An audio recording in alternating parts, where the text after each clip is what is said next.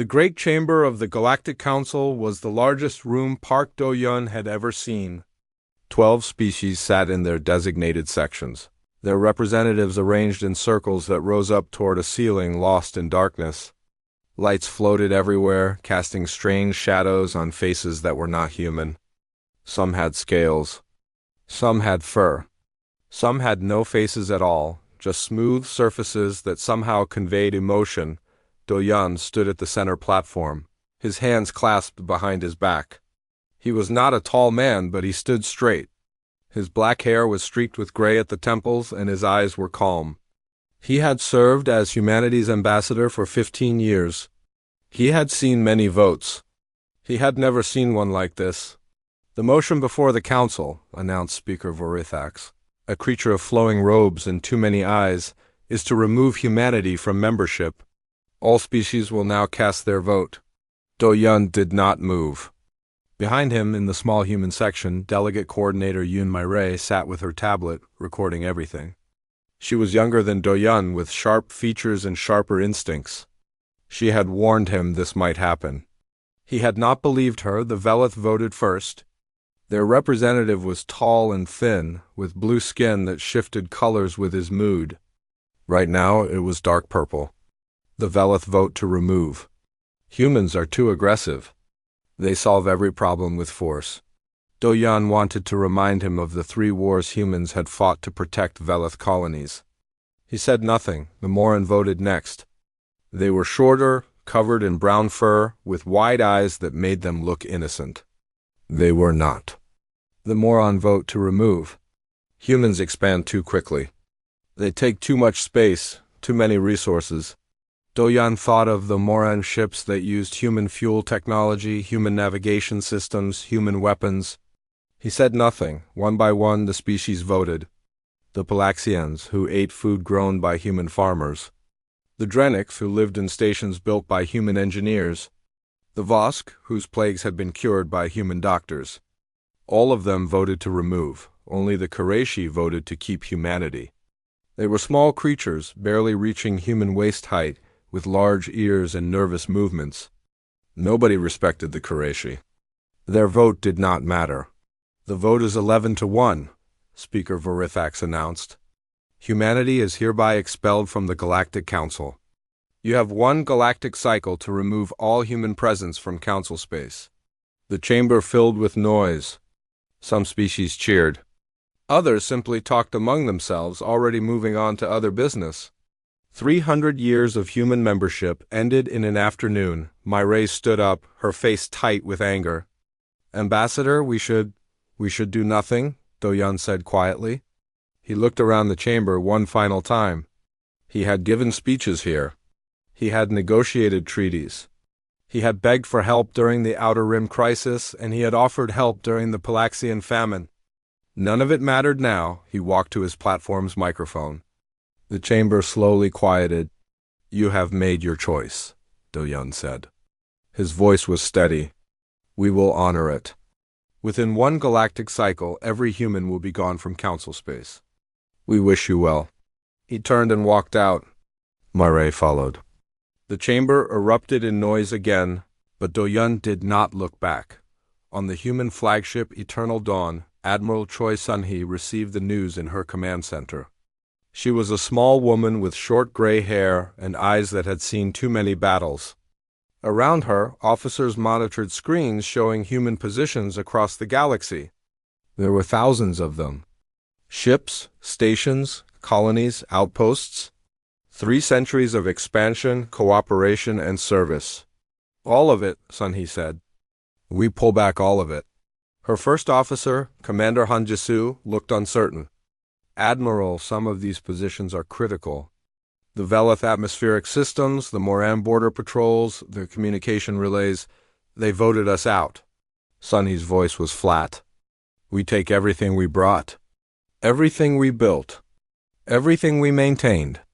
They wanted us gone, so we'll be gone. Their council will collapse without. They should have thought about that."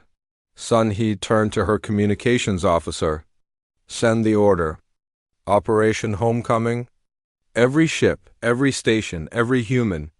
We go home." The orders went out across the galaxy. Dr. Beek Jiwoo received hers on the medical station orbiting the Drenix homeworld. She was in the middle of surgery, her hands inside a Drenix patient, repairing damage from a construction accident. She finished the surgery, closed the patient, and then read the message. She had spent 20 years building this medical network. 40 worlds, hundreds of hospitals, thousands of staff. All of it had to be shut down in one galactic cycle. Start packing, she told her head nurse. We're leaving. But the patients will be cared for by their own people. Kiwoo's voice was tired. That's what they wanted. Engineer Kong Taiwan received his orders on the communication relay station in the Corvan sector. The relay was one of 50 that humans maintained, keeping the council species connected across vast distances. Without them, communication would slow to a crawl. Taiwan looked at the relay systems he had spent 10 years perfecting. Begin shutdown procedures, he told his team. Full removal. We don't leave anything behind. Sir, they won't be able to maintain these without us. They never learned how, then they'll learn now. Taiwan started disconnecting panels. Or they won't. Either way, it's not our problem anymore. Agricultural specialist Oyuna received her orders on the farming colony that fed half the Palaxian population. The fields stretched to the horizon, filled with crops that human scientists had engineered to grow in Palaxian soil. Before humans came, the Palaxians could barely feed themselves. Now they exported food to 3 other species. Yuna looked at the fields she had built.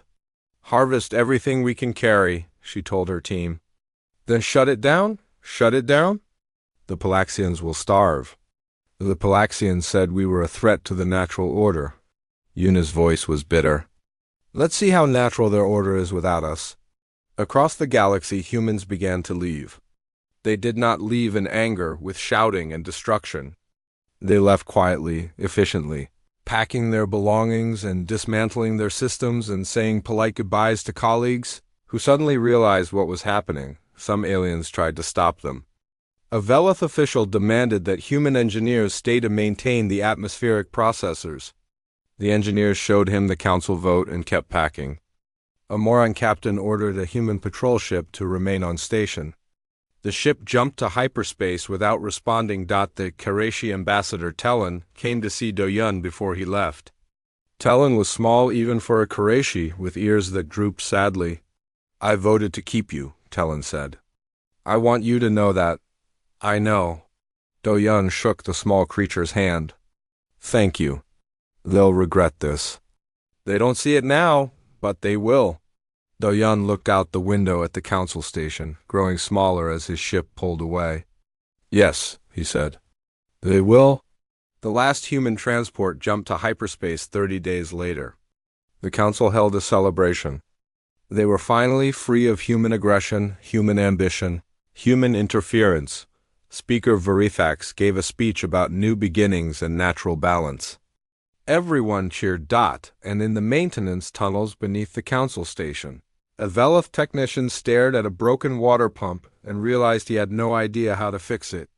He had never needed to learn. The humans always fixed everything. He called for help. No one answered. The first warning came 3 months after the humans left. It came from the Velith homeworld, and it was not a warning anyone expected. The atmospheric processors were failing. The Velith lived on a world with air that was slowly turning toxic. 200 years ago, human engineers had built massive machines to clean the atmosphere, to filter out the poisons and pump in breathable gases. The machines worked perfectly. The Velith never thought about them. Now the machines were breaking down, and no one knew how to fix them. Chief Engineer Vorith stood in the main processing facility, surrounded by blinking lights and warning sounds. His blue skin had turned pale gray with stress. Around him, Velith technicians argued and pointed at screens and accomplished nothing. The filtration system is failing, one technician reported. Toxin levels are rising. Then fix it, Vorith shouted. We don't know how. The humans built this system. The humans maintained it. We never, the technician stopped. He did not need to finish. Vorith looked at the schematics on his screen. They were written in human technical language, filled with terms he did not understand. He had never bothered to learn. Why would he? Whenever something broke, he simply called the human engineers. They came quickly, fixed the problem, and left. It was easy. It was convenient. It was over now. Contact the council, Vorith said. Tell them we need help. The message went out. The council received it and held an emergency meeting. Speaker Vorifax looked at the report and felt something cold in his stomach. This is a simple mechanical issue, he told the assembly. Surely our own engineers can solve it. The system is human-designed, the Velith representative said. His skin was shifting colors rapidly, a sign of fear. Our engineers do not understand it. We need... He stopped, unable to say the words. You need humans, said Ambassador Talon from the Qurayshi section. His voice was quiet but clear. You need the people you expelled. The chamber went silent. No one wanted to admit it. No one wanted to say that they had made a mistake. We will find another solution, Vorithax declared. The Drenics are excellent engineers. They will help. But the Drenics had their own problems. Their space stations, designed and built by human construction crews, were developing structural failures. Walls cracked. Seals broke. Air leaked into space.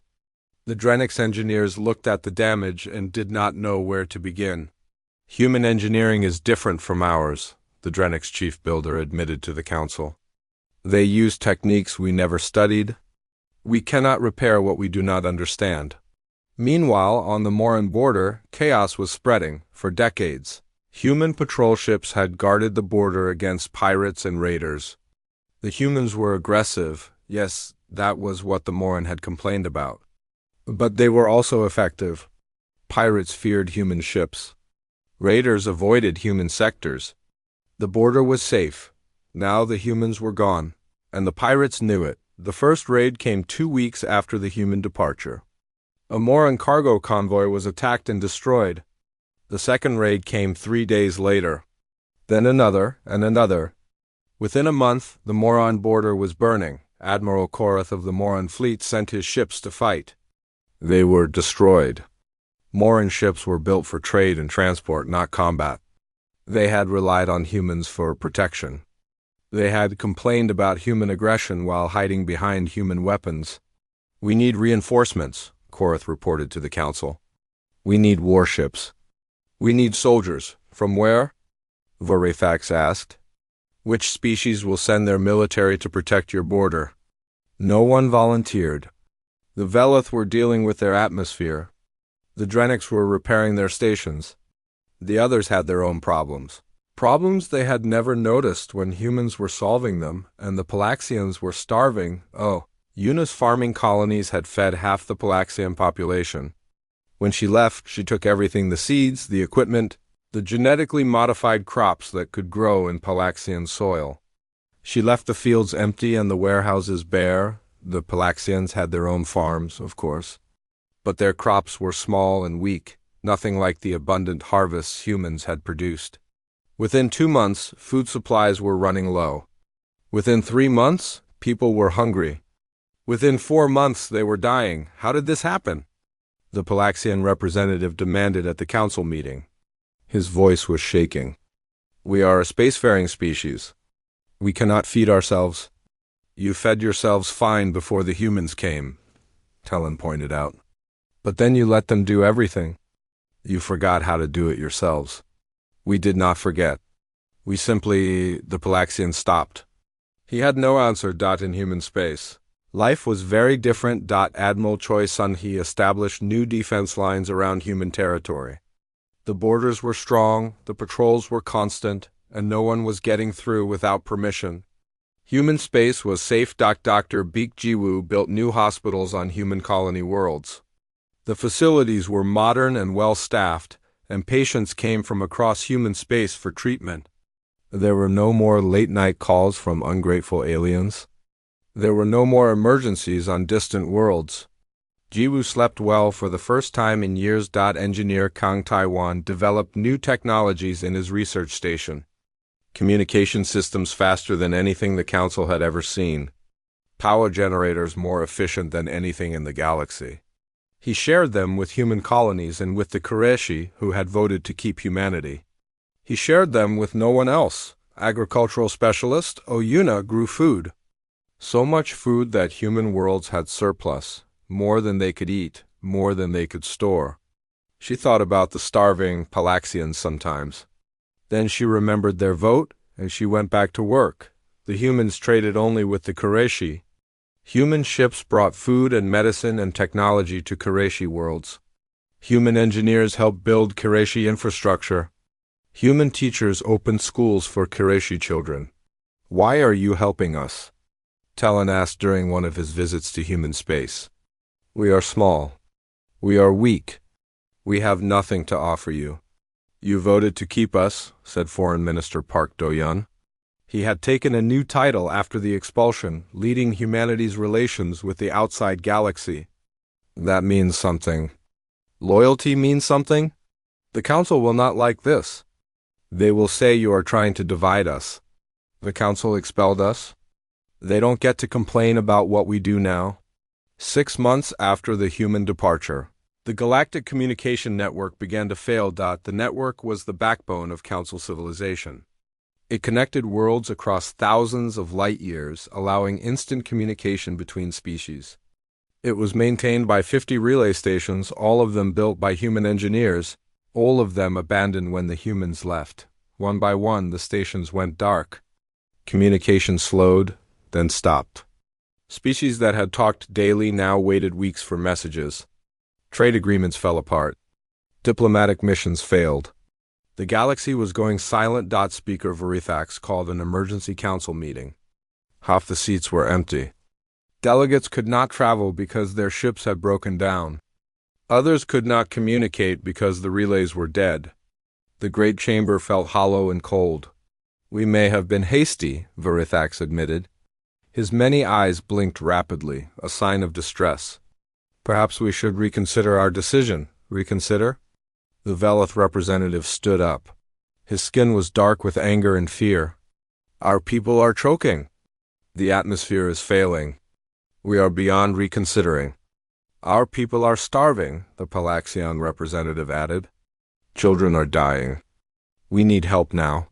Then contact the humans, Talon said. Ask them to come back. The chamber went quiet. Everyone looked at each other.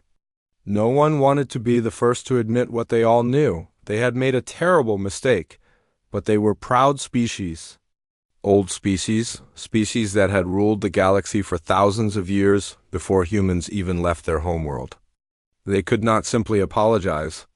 They could not simply ask for help, could they? Verithax looked around the half-empty chamber. He thought about the failing systems, the burning borders, the starving populations. He thought about the humans, safe in their own space, trading happily with the Qureshi, building a new civilization without the Council. We will send a message, he said slowly. A formal request for assistance. Not an apology. A request. They will want an apology, Talon said. They will take what we offer. But Talon knew better. He had seen how humans operated. They were not like other species. They did not forget, and they did not pretend. The Council had hurt them.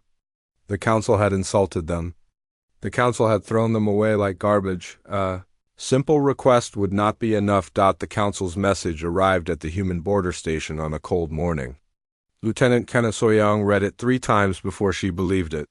They want us to come back, she told her commander. They're demanding it. Commander No Ji-hoon took the message and read it himself. His face showed nothing, but his hands tightened on the paper. The message was not a request. It was not an apology. It was an order. Return immediately. Resume your duties. This is not a request. Send it to the foreign minister, Ji-hoon said. He'll want to see this. Park Do-yeon read the message in his office on the human capital world. Outside his window, the city was bright and busy. Human children played in parks. Human workers built new buildings. Human life went on, better than it had ever been in council space. He set the message down and looked at his aide, Yin Mai-rae.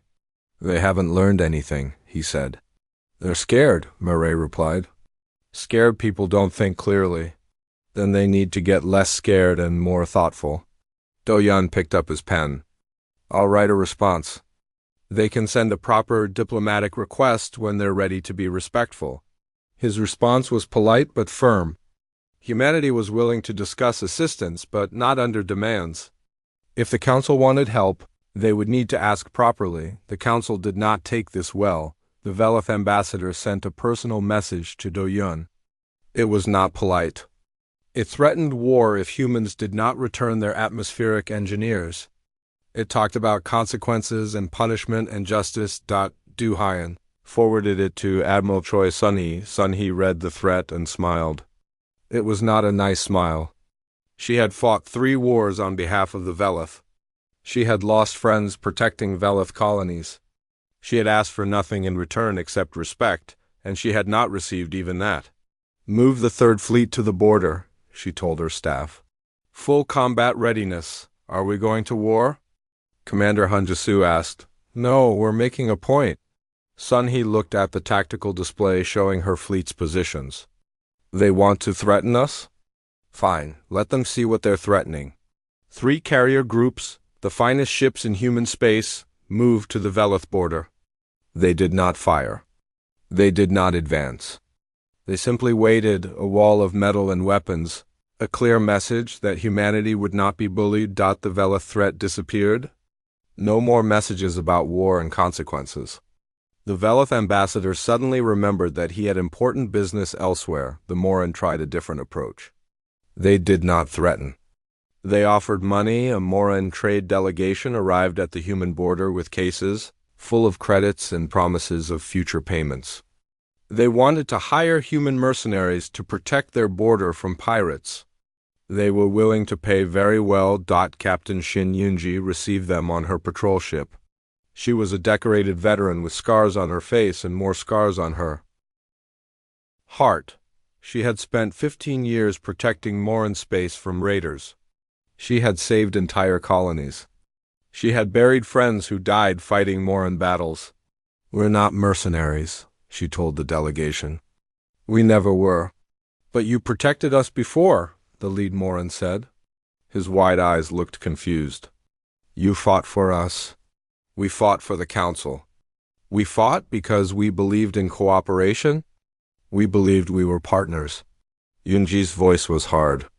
You showed us we were wrong. You showed us we were just tools to you, useful until you didn't need us anymore. We need you now. Then you should have thought about that before you voted. Yunji stood up. This meeting is over. We protect our own now. The Moran left empty-handed. Their border continued to burn on the Palaxian homeworld. The famine was growing worse. People lined up for food that was not coming. Children cried from hunger. Old people died quietly in their homes because there was nothing to feed them. A Palaxian delegation traveled to human space. They did not demand. They did not threaten. They begged. Oyuna met them in her office on the farming station. The station was surrounded by fields of crops, more food than humans could eat. The Palaxians looked at the abundance and their faces showed pain. Please, the lead delegate said. Our people are dying. We made a mistake. We know that now. Please help us. Yuna looked at them for a long moment. She remembered the Palaxian vote. She remembered their representatives standing up in the council chamber and calling humans a threat to the natural order. She remembered packing up her equipment while Palaxian officials watched and did nothing. Why should we feed people who called us a threat? She asked. Why should we help people who threw us away? The delegation had no answer. They stood in silence, surrounded by food they could not have. Go home, Yuna said finally. Tell your leaders to think about what they did. Tell them to think about what kind of galaxy they want to live in. Then maybe we can talk? And the Palaxians left. They went home to their hungry world and reported their failure. The famine continued. While the council struggled, the Qurayshi thrived. Human traders brought food to Qurayshi markets. The small creatures had never seen such abundance. Human engineers built power plants and communication systems on Qurayshi worlds. Human teachers opened schools where Qurayshi children learned human science, human history, human languages. Qurayshi scholar Velan spent his days in a human library, reading everything he could find. Human art, human music, human philosophy. 300 years of human culture, ignored by the galaxy, now studied by the smallest species in the Council. Why didn't anyone else do this? Velan asked Dr. Beek Jiwoo during one of her visits to his world. Why didn't anyone try to understand you? They thought they understood us, Jiwoo replied. They saw what they wanted to see. Aggression, ambition, threat. That's not what I see. What do you see? Velan thought about it.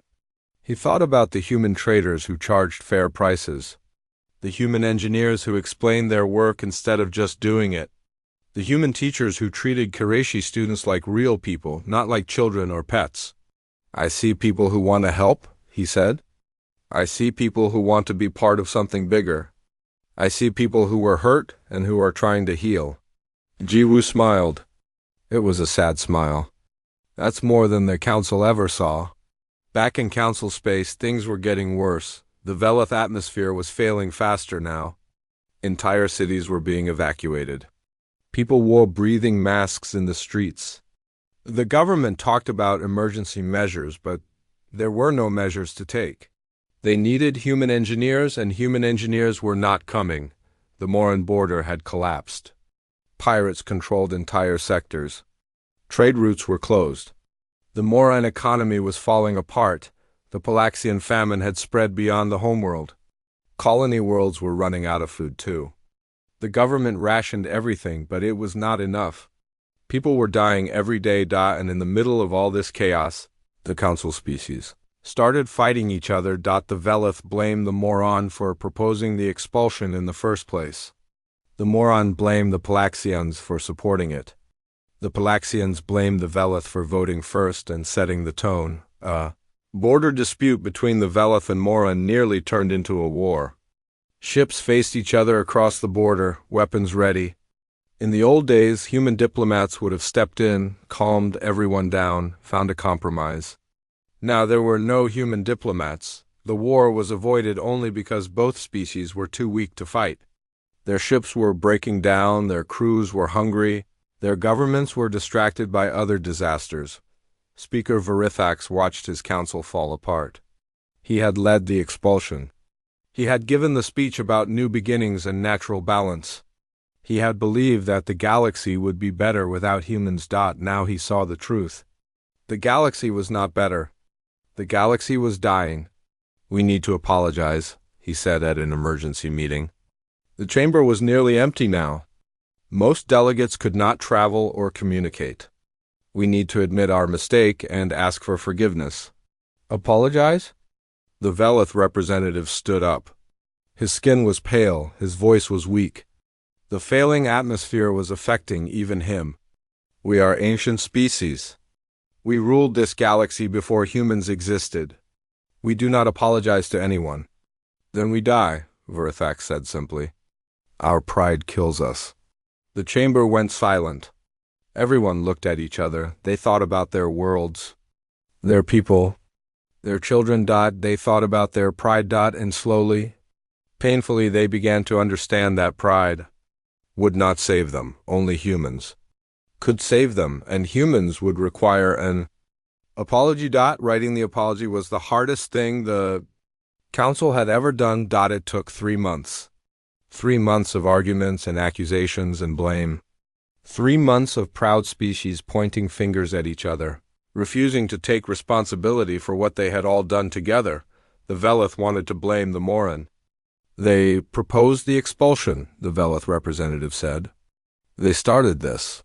We did not force anyone to vote, the Moran representative replied. His fur was thin and patchy from stress. You voted because you wanted to vote. We were pressured. The political climate was created by all of us. Ambassador Talon stood up in the Qurayshi section. For once, everyone listened. The small creature's voice was quiet but firm. All of you talked about human aggression. All of you complained about human ambition. All of you celebrated when they left. Now you want to blame each other? What would you have us do? Verithax asked. His many eyes looked tired. He had not slept well in months, tell the truth. Talon looked around the chamber. You all voted. You all cheered. You all celebrated. Own it or starve in the dark. The chamber went silent. Some delegates looked angry. Some looked ashamed. Most looked scared because Talon was right. The truth was simple and painful. They had all wanted the humans gone. They had all thought the galaxy would be better without them. They had all been wrong. Write the apology, Verithax said finally. The real apology. No excuses. No blame. Just the truth. It took another month. Every word was debated. Every sentence was argued over. But slowly, painfully, the document came together. The final version was unlike anything in galactic history. 11 species apologizing to 1. Ancient civilizations admitting they had been wrong. Proud races asking for forgiveness from creatures they had treated as servants.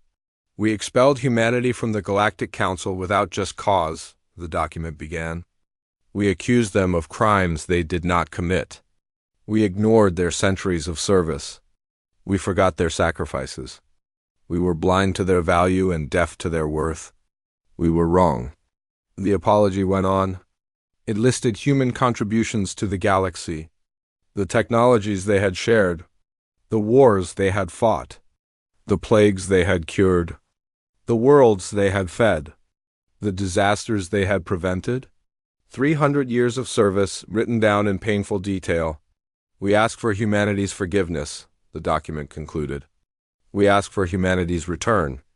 We understand if they refuse. We understand if they never forgive us. But we ask nonetheless because we have no other hope. The Council voted to approve the document. The vote was unanimous. Even the species that had most hated humans understood that there was no other choice. A delegation was assembled. Representatives from each species, led by Speaker Verithax himself. They traveled to human space in a small ship, unarmed and unprotected. They came not as leaders or rulers, but as beggars. Foreign Minister Park Do-Yan received them in his office. It was a simple room with plain furniture and a view of the city. No grand chamber, no floating lights, no ceremony. Just a desk and some chairs. Verithax handed over the apology. Do-Yan read it carefully. His face showed nothing. This is a good start, he said when he finished. Start? Verithax could not hide his shock. We have apologized. We have admitted our mistake. What more do you want? I want to understand what you've learned. Do-Yan set the document down. You expelled us for being too aggressive, too ambitious, too human. Now you want us back because everything is falling apart? But that's not reconciliation. That's desperation. We are desperate. Our people are dying. I know. And we're sorry for that. We truly are. Do-Yan's voice was calm but firm. But if we come back and everything goes back to the way it was, you'll just expel us again the next time you feel threatened. We can't live like that. We won't live like that. The chamber went quiet. The delegates looked at each other. They had expected humans to be grateful for the apology. They had expected humans to rush back and fix everything. They had not expected this. What do you want? Verithax asked finally. Do-Yan stood up and walked to the window. Outside, human children were playing in a park. Human workers were building a new tower. Human life was going on, happy and safe. We want to be partners, he said. Real partners. Not servants who do your work and take your blame. Not tools you use and throw away. Partners who are respected and valued and treated as equals. You are equals. We weren't. Do-Yan turned to face them. You called us aggressive when we protected you. You called us ambitious when we built things. You called us a threat when we grew and succeeded. That's not how you treat equals. The delegates had no response. Because it was true. All of it was true. Do-Yan returned to his desk and picked up a paper. Here are our terms for returning. They are not negotiable. The terms were clear. First, humanity would have full partnership status in the council. Not junior membership, not probationary membership. Full partnership with full voting rights and full respect. Second, the Qurayshi would be elevated to major species status. They had voted to keep humanity, and they would be rewarded for their loyalty. Third, all human assistance would come through formal agreements. No more assumptions. No more expectations. If the council wanted human help, they would request it properly and compensate it fairly. Fourth, cultural exchange programs would be established. Every species would learn about the others, really learn, not just tolerate. The ignorance that had caused the expulsion would not be allowed to grow again. These are our terms, Do-Yun said. Accept them, and we can begin talking about how to help your worlds. Reject them, and we will wish you well and say goodbye. Verithax looked at the terms. He looked at his fellow delegates. He thought about the dying worlds waiting for him back home. We need to discuss this, he said. We need to consult with our governments. Of course. Take your time. Do-Yun smiled. It was not an unkind smile, but not too much time. Your atmospheric processors won't fix themselves.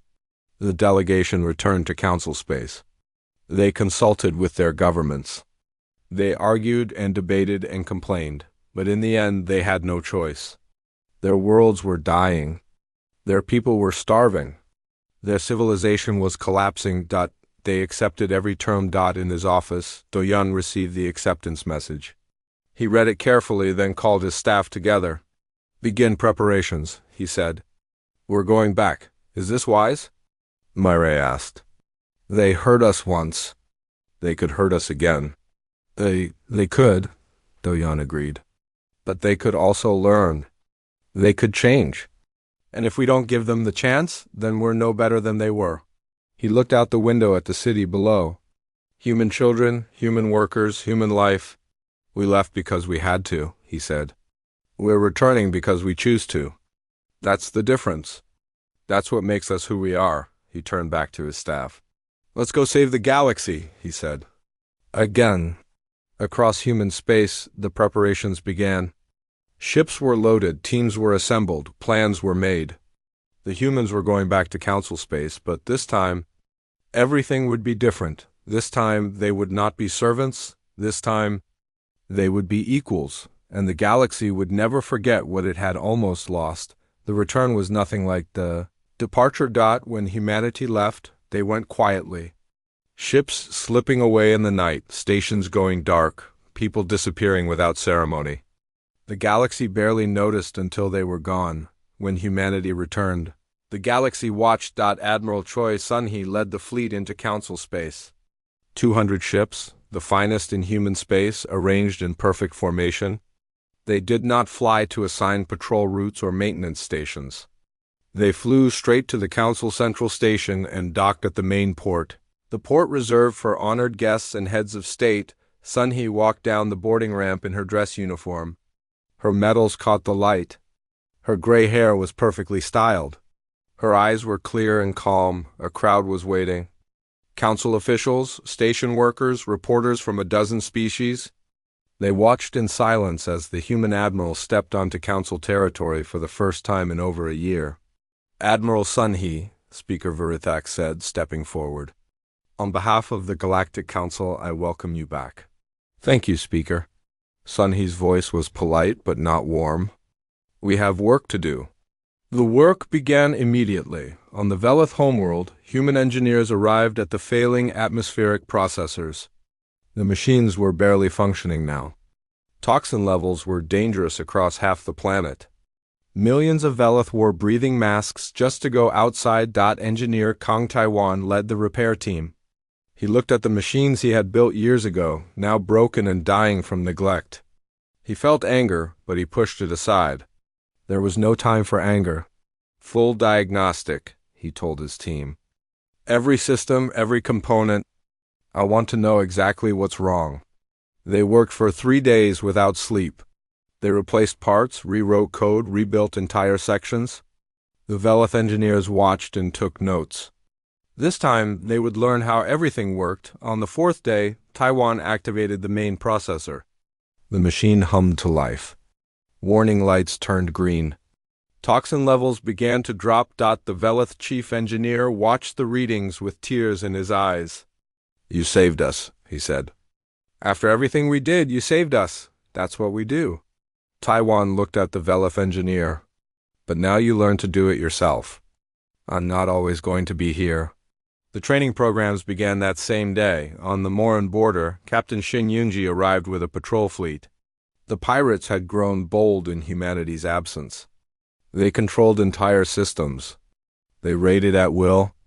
The Moran fleet was too weak to stop them. Yunji changed that. Her first mission was a pirate base in the Korath sector.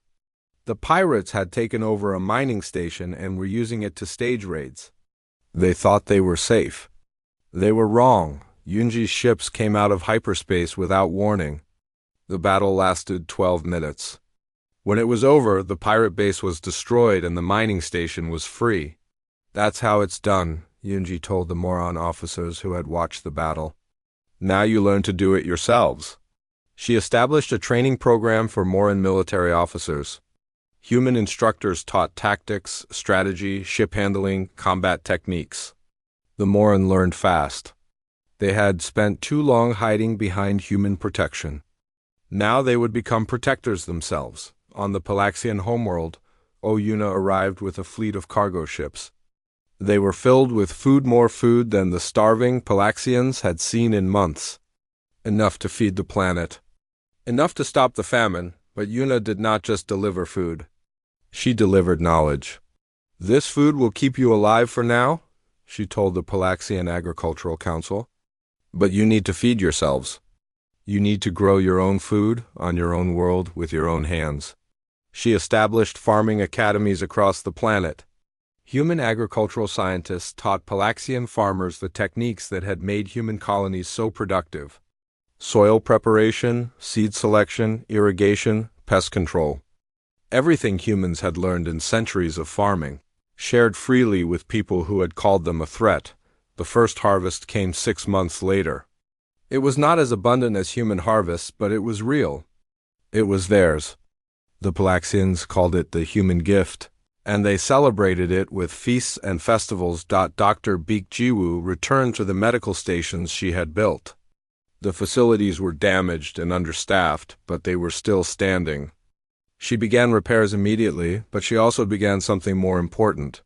"I'm not here to do your work anymore," she told her Velith medical students on the first day of class. "I'm here to teach you to do it yourselves. When I leave, you will be able to handle anything that comes. You will be doctors who don't need humans to save your people." The students worked hard. They studied human medical techniques, human surgical procedures, human diagnostic methods. They made mistakes, but they learned from them. Giwu was a demanding teacher, but she was also fair. She wanted them to succeed. Across the galaxy, the pattern repeated. Humans returned, but not as servants. They returned as teachers, as partners, as equals. They fixed what was broken, but they also taught others to fix it themselves. They saved lives, but they also trained others to save lives. The council noticed the change. Humans no longer rushed to help without being asked. They did not work for free. They did not accept blame for things that were not their fault. They were polite and professional, but they were also firm. They knew their worth, and they expected others to know it too. Some species complained. The Velith ambassador grumbled that humans were too proud now, too demanding. The Moran admiral said they were not as helpful as before. The Palaxian Council wished humans would just do things instead of teaching all the time, but Ambassador Tellan understood. The Qurayshi had always understood. "They are teaching you to stand on your own," he told the council. "They are giving you something more valuable than help. They are giving you independence." The Qurayshi themselves had changed. With human support, they had grown strong. Their technology was modern, their economy was stable, their military was capable. They were no longer the smallest and weakest species in the council. They were partners and allies of the most advanced civilization in the galaxy. Karashi scholar Velen published his book on human culture. It became the most widely read book in council space. Species that had ignored humans for centuries now studied them carefully, trying to understand what they had missed. They were never the threat we imagined, Velen wrote. They were the opportunity we ignored. They wanted to help us and we called them aggressive. They wanted to build with us and we called them ambitious. They wanted to be our partners and we treated them as servants. The mistake was ours and we paid for it in blood and hunger and fear. 1 year after the return, Foreign Minister Park Do-yeon addressed the council chamber. It was the same chamber where he had been expelled, but everything was different now. The human section was no longer in the back with the junior species. It was in the inner circle with the major powers. Do-yeon's seat was next to Speaker Verithax himself. The Karashi had been elevated too. Ambassador Tellon sat in a major section for the first time in his species' history. His ears stood straight up with pride. 300 years ago, Do-yeon said, humanity joined this council hoping to find partners. Instead, we were treated as tools. We do not blame you for that. Fear of the different is natural, but we will not accept it anymore. He looked around the chamber. Every seat was filled. Every species was present. They had all traveled here to hear him speak. We are here to build something better, he continued. Not human dominance. Not human service. Partnership, real partnership. And for that, we need you to see us. Not as threats. Not as servants. As people. The chamber was silent for a moment. Then, slowly, the applause began. It started with the Karashi, enthusiastic and unashamed. Then the others joined in. Some were reluctant. Some were embarrassed. But some were genuine, clapping because they understood what had been lost and what had been regained. The Velith delegate, whose world would have died without human help, bowed his head in acknowledgement. The Moran admiral, whose fleet now trained beside human ships, stood and saluted. The Palaxian representative, whose people now grew their own food, wiped tears from his eyes. Outside the chamber, across 1,000 worlds, the news spread. Humans were back. But more than that, things were different. Better, on a small human colony world. A young girl asked her grandmother about the time before. What happened? She asked. Why did we leave? The grandmother looked at her granddaughter. She thought about the expulsion, the dark months, the return. She thought about everything that had changed. We left because they didn't see us, she said. We came back because they learned to look. Will they hurt us again? The grandmother thought about it. She thought about the training programs and the partnerships and the changes she had seen. She thought about a galaxy that was finally learning to appreciate what it had. Maybe, she said honestly, people make mistakes, but they learn from this one. And we learned too. What did we learn? The grandmother smiled. That together is better than alone, even when together is hard. The girl thought about this. Then she nodded and went back to playing. The grandmother watched her go. She thought about the future, about the galaxy her granddaughter would inherit. It would not be perfect. Nothing ever was. But it would be better because humanity had left, and the galaxy had learned what it lost, and now humanity was back. And everyone was learning something new, how to be partners, how to be equals, how to be together. It was a good lesson. The best lesson, and the galaxy would never forget it.